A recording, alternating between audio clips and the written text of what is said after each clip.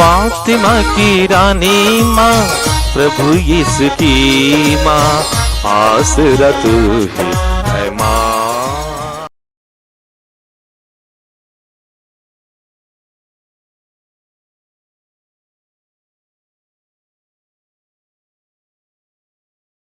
पहला पाठ नबी दानियल का ग्रंथ, अध्याय 2, पद संख्याएं 31 से 45 तक। दानियल ने नबूकदनेस्सर से यह कहा, राजा, आपने यह दिव्य दृश्य देखा। एक विशाल, देदीप्यमान और भीषण मूर्ति आपके सामने खड़ी थी। उस मूर्ति का सिर सोने का था, उसकी छाती और भुजाएं चांदी की थीं, उसका पेट और कमर पीतल की, उसकी जांघें लोहे की और उसके पैर अंशतः लोहे के और अंशतः मिट्टी के थे।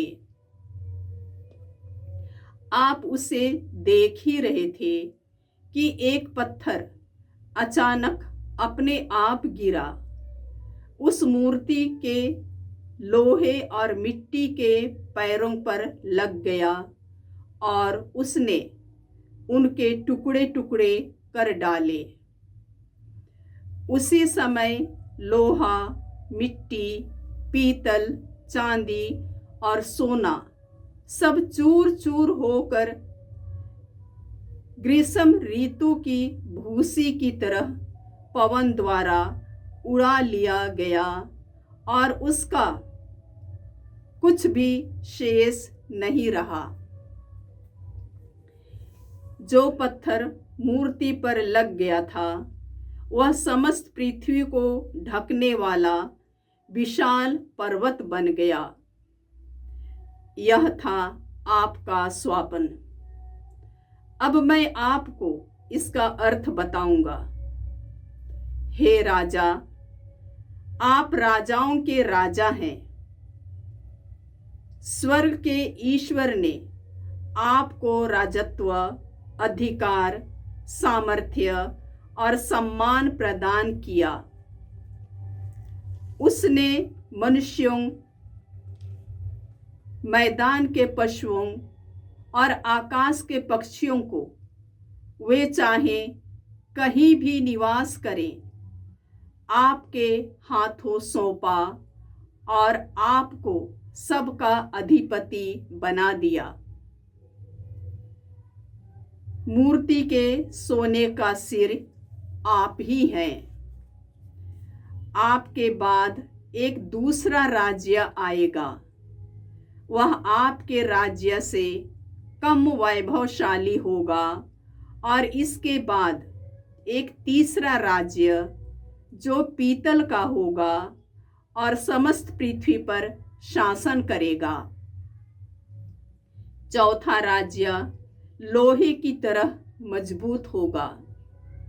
जिस प्रकार लोहा सब कुछ पीसकर चूर कर सकता है, उसी प्रकार वह राज्य पहले के राज्यों को चूर चूर कर नष्ट कर देगा। आपने देखा है कि वे पैर अंशतः मिट्टी के और अंशतः लोहे के थे। इसका अर्थ है कि उस राज्य में फूट होगी, उसमें लोहे की शक्ति होगी, क्योंकि आपने देखा है कि मिट्टी में लोहा मिला हुआ था। उसके पैर अंशतः लोहे और अंशतः मिट्टी के थे। इसका अर्थ यह है कि उस राज्य का एक भाग शक्तिशाली और एक भाग दुर्बल होगा। आपने देखा है लोहा मिट्टी से मिला हुआ था। इसका अर्थ है कि विवाह संबंध द्वारा राज्य के भागों को मिलाने का प्रयत्न किया जाएगा, किंतु वे एक नहीं हो जाएंगे, जिस तरह लोहा मिट्टी से एक नहीं हो जा सकता है। इन राज्यों के समय स्वर्ग का ईश्वर एक ऐसे राज्य की स्थापना करेगा जो अनंत काल तक नष्ट नहीं होगा और जो दूसरे राष्ट्रों के हाथ नहीं जाएगा। वह इन राज्यों को चूर चूर कर नष्ट कर देगा और सदा बना रहेगा। आपने देखा है कि अपने आप पर्वत पर से एक पत्थर गिर गया और उसने लोहा, पीतल, मिट्टी, चांदी और सोने को चूर चूर कर दिया है। महान ईश्वर ने राजा को सूचित किया कि भविष्य में क्या होने वाला है। यह स्वप्न सच्चा है और इसकी व्याख्या विश्वसनीय है। प्रभु की वाणी। ईश्वर को धन्यवाद। भजन अनुवाक्य। उसकी महिमा गाओ और निरंतर उसकी स्तुति करो। उसकी महिमा गाओ और निरंतर उसकी स्तुति करो। प्रभु की सारी सृष्टि प्रभु को धन्य कहें। प्रभु के दूत प्रभु को धन्य कहें। अनुवाक्य। उसकी महिमा गाओ और निरंतर उसकी स्तुति करो। उसकी महिमा गाओ और निरंतर उसकी स्तुति करो। आकाश प्रभु को धन्य कहें। बादल प्रभु को धन्य कहें। अनुवाक्य। उसकी महिमा गाओ और निरंतर उसकी स्तुति करो। उसकी महिमा गाओ और निरंतर उसकी स्तुति करो। प्रभु के दूतगण प्रभु को धन्य कहें। अनुवाक्य। उसकी महिमा गाओ और निरंतर उसकी स्तुति करो। उसकी महिमा गाओ और निरंतर उसकी स्तुति करो। उसकी महिमा गाओ और निरंतर उसकी स्तुति करो। जय घोष। हालेलुया। प्रभु कहते हैं, मृत्यु तक ईमानदार बने रहो और मैं तुम्हें जीवन का मुकुट पहनाऊंगा। हालेलुया। प्रभु आप लोगों के साथ हो और आपकी आत्मा के साथ। संत लूकस के अनुसार पवित्र सुसमाचार। हे प्रभु तेरी महिमा हो। अध्याय 21 पद संख्याएं 5 से 11 तक। कुछ लोग मंदिर के विषय में कह रहे थे कि वह सुंदर पत्थरों और मनौती के उपहारों से सजा हुआ है। इस पर यीशु ने कहा, वे दिन आ रहे हैं जब जो कुछ तुम देख रहे हो उसका एक पत्थर भी दूसरे पत्थर पर नहीं पड़ा रहेगा, सब ढा दिया जाएगा। उन्होंने यीशु से पूछा, गुरुवर, यह कब होगा और किस चिन्ह से पता चलेगा कि वह पूरा होने को है? उन्होंने उत्तर दिया, सावधान रहो, तुम्हें कोई नहीं बहकाए, क्योंकि बहुत से लोग मेरा नाम लेकर आएंगे और कहेंगे, मैं वही हूँ, और वह समय आ गया है। उसके अनुयायी नहीं बनो। जब तुम युद्धों और क्रांतियों की चर्चा सुनोगे तो मत घबराना, पहले ऐसा हो जाना अनिवार्य है, परंतु यही अंत नहीं है। तब यीशु ने उनसे कहा, राष्ट्र के विरुद्ध राष्ट्र उठ खड़ा होगा और राज्य के विरुद्ध राज्य। भारी भूकंप होंगे, जहाँ तहाँ महामारी तथा अकाल पड़ेगा। आतंकित करने वाले दृश्य दिखाई देंगे और आकाश में महान चिन्ह प्रकट होंगे। प्रभु का सुसमाचार। हे क्रिस्त तेरी स्तुति हो। जय यीशु क्रिस्त में प्रिय भाई और बहनों, आज का पहला पाठ नबी दानियल के ग्रंथ से हैं। अध्याय 2 पद संख्याएं 31 से 45 तक। राजा नबूकदनेस्सर ने एक स्वप्न देखा था। राजा ने उधर के सब विद्वानों को, ओझाओं को सब बुलाकर पूछा कि मेरा स्वप्न क्या था और उसका अर्थ क्या था। वे सब असफल रहे। दानियल को इसका पता चला और वह तैयार हो गया। नबी दानियल ने आज के पहले पाठ में वो स्वप्न समझाया और स्वप्न का अर्थ भी समझाया। सबसे पहले दानियल ने इस प्रकार कहा, आपने यह दिव्य दृश्य देखा। राजा के लिए एक सपना था, लेकिन दानियल के लिए एक दिव्य दृश्य है, ईश्वर का संदेश है। याद रखें, हर सपने पर हमें ध्यान नहीं देना है। बाइबल में प्रवक्ता ग्रंथ में ईश्वर हमसे कहता है, सपने पर ध्यान भी नहीं देना है। वह इस प्रकार है, यदि स्वप्न सर्वोच्च प्रभु द्वारा ना भेजा गया हो तो उस पर कोई ध्यान मत दो। सपनों के कारण बहुत से लोग भटक गए और उन पर भरोसा रखकर निराश हुए। अरुणाचल के अधिकांश लोग सुबह उठते ही अपने अपने सपने के बारे में चर्चा करते हैं और बहुत सारे लोग डरते रहते हैं। इसी तरह कई लोगों की प्रवृत्ति है सपनों पर ध्यान देना और उससे डरते रहना, ये सब। लेकिन ईश्वर का वचन कहता है सपनों पर हमें ध्यान नहीं देना है। हाँ, यदि ईश्वर ने सपने के द्वारा कुछ हमको समझाना चाहा तो उसका मतलब अलग है और उसका तरीका अलग है। ईश्वर पवित्र आत्मा कभी हमें एक सपना दिखाएगा और उसका अर्थ भी समझा देगा। जैसे अभी दानियल के द्वारा राजा को उसका अर्थ मिला। अपने आप पवित्र आत्मा हमें उसका अर्थ समझा सकता है या दूसरों के द्वारा। नहीं तो हमारे सपनों पर हमें ध्यान नहीं देना है, उस पर भटकते फिरते नहीं रहना है। दानियल ने कहा, राजा का दिव्य दृश्य इस प्रकार था।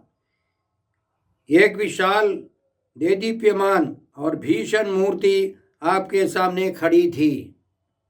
उस मूर्ति का सिर सोने का था, उसकी छाती और भुजाएं चांदी की थी, उसका पेट और कमर पीतल की, उसकी जांघें लोहे की और उसके पैर अंशतः लोहे और अंशतः मिट्टी के थे। आप उसे देख ही रहे थे कि एक पत्थर अचानक अपने आप गिरा, उस मूर्ति के लोहे और मिट्टी के पैरों पर लग गया और उसने उनके टुकड़े टुकड़े कर डाले। उसी समय लोहा, मिट्टी, पीतल, चांदी और सोना सब चूर चूर होकर ग्रीष्म ऋतु की भूसी की तरह पवन द्वारा उड़ा लिया गया और उसका कुछ भी शेष नहीं रहा। तो यह सपना, यह दृश्य समझाने के बाद दानियल ने उसका अर्थ समझाया। जो पत्थर मूर्ति पर लग गया था वह समस्त पृथ्वी को ढकने वाला विशाल पर्वत बन गया। यह था आपका स्वप्न। अब मैं आपको उसका अर्थ बताऊंगा। हे राजा, आप राजाओं के राजा हैं। स्वर्ग के ईश्वर ने आपको राजत्व, अधिकार, सामर्थ्य और सम्मान प्रदान किया।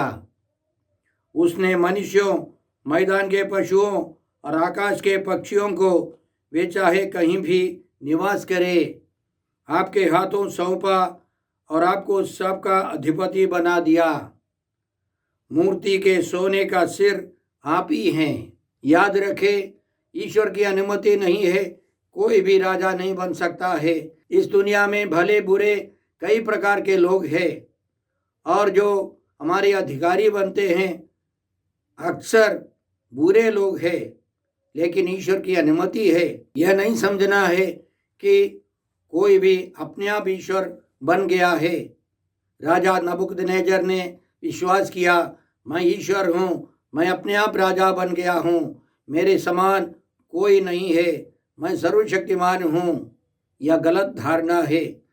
कई अधिकारी लोग अधिकार मिलने के बाद अपने को ईश्वर मानने लगते हैं। यह गलत है। दानियल ने राजा को आगे समझाया, आपके बाद एक दूसरा राज्य आएगा, वह आपके राज्य से कम वैभवशाली होगा, और उसके बाद एक तीसरा राज्य जो पीतल का होगा और समस्त पृथ्वी पर शासन करेगा। चौथा राज्य लोहे की तरह मजबूत होगा। जिस प्रकार लोहा सब कुछ पीस कर चूर कर सकता है, उसी प्रकार वह राज्य पहले के राज्यों को चूर चूर नष्ट कर देगा। आपने देखा है कि वे पैर अंशतः मिट्टी के और अंशतः लोहे के थे। इसका अर्थ है कि उस राज्य में फूट होगी, उसमें लोहे की शक्ति होगी, क्योंकि आपने देखा है कि मिट्टी में लोहा मिला हुआ था। उसके पैर अंशतः लोहे और अंशतः मिट्टी के थे। इसका अर्थ यह है कि उस राज्य का एक भाग शक्तिशाली और एक भाग दुर्बल होगा। आपने देखा है लोहा मिट्टी से मिला हुआ था। इसका अर्थ है कि विवाह संबंध द्वारा राज्य के भागों को मिलाने का प्रयत्न किया जाएगा, किंतु वे एक नहीं हो जाएंगे। इसका अर्थ है कि विवाह संबंध द्वारा राज्य के भागों को मिलाने का प्रयत्न किया जाएगा, किंतु वे एक नहीं हो जाएंगे। जिस तरह लोहा मिट्टी से एक नहीं हो जा सकता है। इन राज्यों के समय स्वर्ग का ईश्वर एक ऐसे राज्य की स्थापना करेगा जो अनंत काल तक नष्ट नहीं होगा और जो दूसरे राष्ट्र के हाथ नहीं जाएगा। वह इन राज्यों को चूर चूर कर नष्ट कर देगा और सदा बना रहेगा। आपने देखा है कि अपने आप पर्वत पर से एक पत्थर गिर गया और उसने लोहा, पीतल, मिट्टी, चांदी और सोने को चूर चूर कर दिया है। महान ईश्वर ने राजा को सूचित किया कि भविष्य में क्या होने वाला है। यह स्वप्न सच्चा है और इसकी व्याख्या विश्वसनीय है। याद रखें, सीरूस नामक एक राजा ने आकर राजा नबूकदनेस्सर को हरा दिया और उसके राज्य की स्थापना हुई मीदो पर्शियन राज्य साम्राज्य।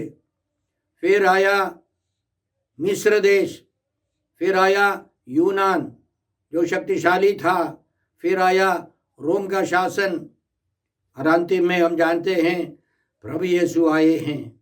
उस अचानक गिरने वाले पत्थर के द्वारा, यीशु मसीह के द्वारा ईश्वर ने ईश्वर के राज्य की स्थापना की।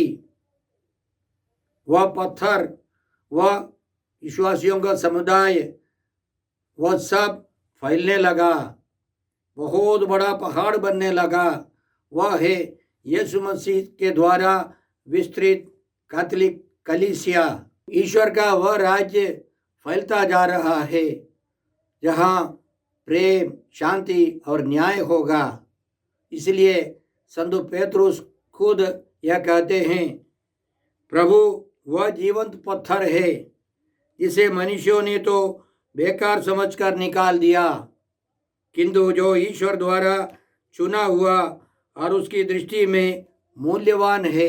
प्रभु यीशु है वह पत्थर जो अचानक किसी की सहायता के बिना नीचे गिरा और वह पत्थर बढ़ता गया, एक चट्टानी पहाड़ बन गया।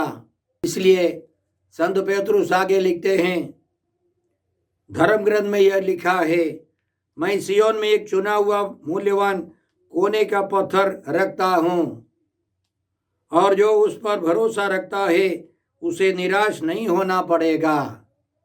आप लोगों के लिए जो विश्वास करते हैं वह पत्थर मूल्यवान है, वह पत्थर यीशु है, वह मूल्यवान है। जो विश्वास नहीं करते उनके लिए धर्म ग्रंथ यह कहता है, कारीगरों ने जिस पत्थर को बेकार समझकर निकाल दिया था वही कोने का पत्थर बन गया है। ऐसा पत्थर जिससे वे ठोकर खाते हैं, ऐसे चट्टान जिस पर वे फिसल कर गिर जाते हैं। वे वचन में विश्वास करना नहीं चाहते, इसलिए वे ठोकर खाकर गिर जाते हैं। यही उनका भाग्य है। हम यीशु के पास आए, मुक्ति पाए, या यीशु का तिरस्कार कर हम बर्बाद हो जाए। ईश्वर यही चाहता है कि हम प्रभु यीशु से जुड़े रहकर ईश्वर के राज्य के विस्तार के लिए अथक परिश्रम करते रहें। आज के सुसमाचार के द्वारा प्रभु यीशु हमें समझाते हैं कि यरूशलेम में जो भव्य मंदिर था वह पूर्ण रूप से नष्ट कर दिया जाएगा। एक पत्थर पर दूसरा पत्थर नहीं रहेगा, सब ढा दिया जाएगा, वह पूर्ण रूप से नष्ट होगा। प्रभु यीशु ने यह नहीं बताया कि उसका पुनर्निर्माण होगा या नहीं। आज तक वहाँ कोई मंदिर नहीं है, सब बर्बाद हो गए हैं। इस भविष्यवाणी के द्वारा प्रभु यीशु हमें यह सिखाते हैं कि अब से उस मंदिर की ज़रूरत नहीं है। सब जानवरों की बलि, पूजा अर्चना, आराधना, उसी प्रकार की वंदना सब समाप्त हो जाएगी। प्रभु यीशु एक नए विधान के गठन के लिए आए हैं, जहाँ आत्मा और सच्चाई से हम ईश्वर की आराधना करेंगे। इसलिए संत यूहन्ना ने प्रकाशना ग्रंथ अध्याय 21 में प्रसंज्ञा 22 में इसी तरह लिखा है, मैंने उसमें कोई मंदिर नहीं देखा।